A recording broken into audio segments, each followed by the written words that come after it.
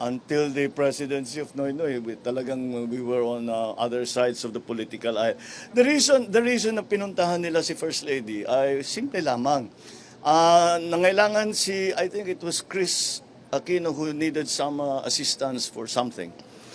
What the reports did not say is that Lisa is their aunt. Dahil ang kanyang auntie ay napangasawa si Don Pepe na the eldest brother of Cory. So they are related. Kaya't hindi naman nakakapagtaka. Kilalang-kilala niya yung mga pamangkin niya very well. So they came at nagbiyahe sila, bumalik, may dalang pasalubong. Yun lang naman, dinala nila yung pasalubong kay First Sir, Lady. follow-up, ano po yung assistance na hinihingi ni Chris Aquino from the Marcos administration?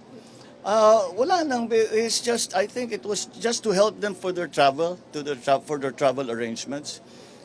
So tumulong si First Lady at yun lang na sabi na makapasalamat sila.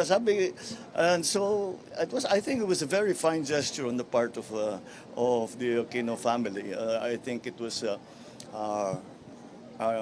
it sort of, I suppose, put a little more how do you say, personal, a human interaction between our families. So.